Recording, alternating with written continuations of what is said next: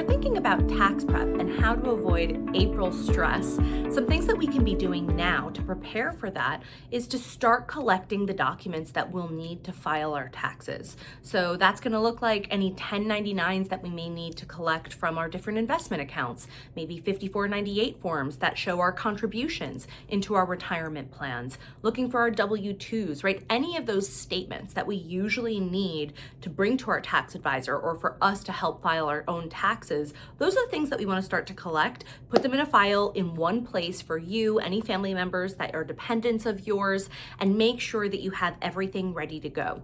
Another thing that we can be doing is looking back at our previous year's tax return and see what are the documents that we needed to submit then. Do we have any that are missing or any that have added over the years that we may need to bring into this equation? That's a great checklist, right, for us to run through to see if we have all the right documents. That way we're not going back and forth with our tax advisor when it actually comes time to file.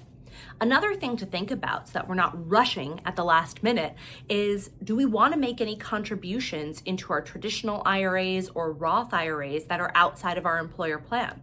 Because remember, we can be contributing to those for the previous tax year up until the time that we go to file our taxes in April. So if it's 2026 now, but I'm filing taxes for the 2025 tax year, I can make a contribution for the 2025 tax year between January and April of 2026. This allows me, if I'm eligible for a deduction for those contributions, to get that deduction even though we're in 2026. So that's something to think of. Do I have any excess funds that I can make a contribution into these accounts to try to help with my tax situation for 2025 or the previous tax year?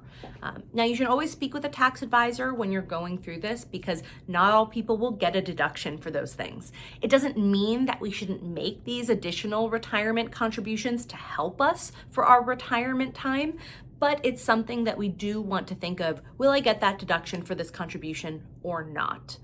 So those are the things that I would say we can be doing proactively right now so that we're avoiding that rush, that stress come April time when we're ultimately going to file our taxes.